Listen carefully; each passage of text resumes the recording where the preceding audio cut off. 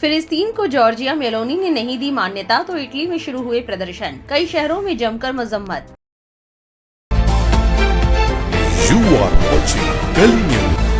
Italy की प्रधानमंत्री Giorgia Meloni ने फिलिस्तीन को मान्यता देने से इनकार कर दिया है।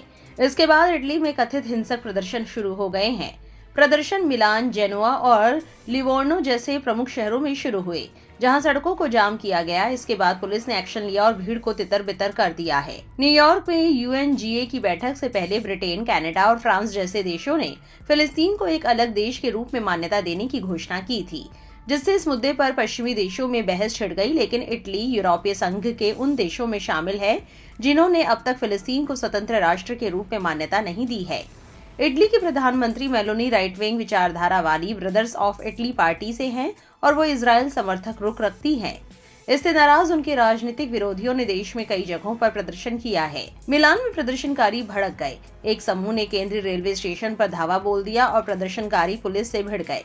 प्रदर्शनकारियों द्वारा खिड़कियां तोड़ने, बम फेंके तो पुलिस अधिकारियों ने आंसू गैस और मिर्च के स्प्रे का इस्तेमाल किया। एएफपी की रिपोर्ट के अनुसार एक अमेरिकी झंडे को भी आग लगा दी गई। इटली के कई यूनियन भी इस प्रदर्शन में शामिल हैं।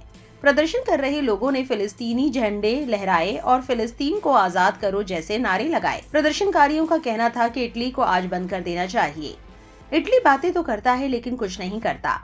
वहीं प्रदर्शन को लेकर मेलोनी ने एक्स पर लिखा, हिंसा और विनाश का एकजुटता से कोई लेना देना नहीं है और इससे गाजा के लोगों के जीवन में कोई बदलाव नहीं आएगा।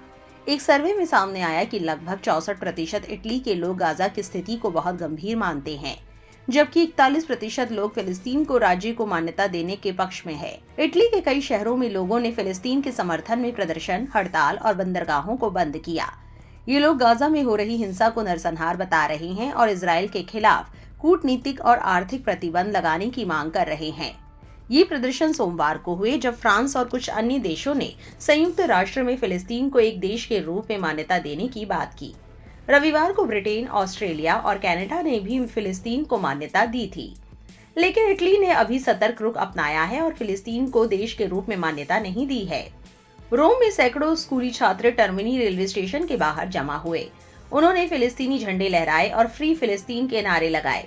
मिलान, ट्यूरिन, फ्लोरेंस, नेपल्स, बारी और पालेर्मो जैसे शहरों में भी प्रदर्शन हुए। जेनुआ और लिवोनो में बंदरगाह मजदूरों ने बंदरगाहों को ब्लॉक कर दिया। इटली की प्रधानमंत्री जॉर्जिया मेलोनी की सरकार अमेरिका के राष्ट्रपति डोनाल्ड ट्रंप के विचारों के करीब है और गाजा युद्ध को लेकर सतर्क रवैया रखती है। मेलोनी ने इजरायल के हमलों पर चिंता जताई है, लेकिन अभी फिलिस्तीन को मान्यता नहीं दी जाएगी। साथ ही इटली यूरोपीय संघ के इजरायल पर प्रस्तावित व्यापार प्रतिबंधों को लागू करने में भी हिचकिचा रही है। आपकी इस मामले को लेकर क्या राय है, कमेंट में जरूर लिखें और ऐसी और वायरल अपडेट के लिए गली न्यूज को सब्सक्राइब करना ना भूलें।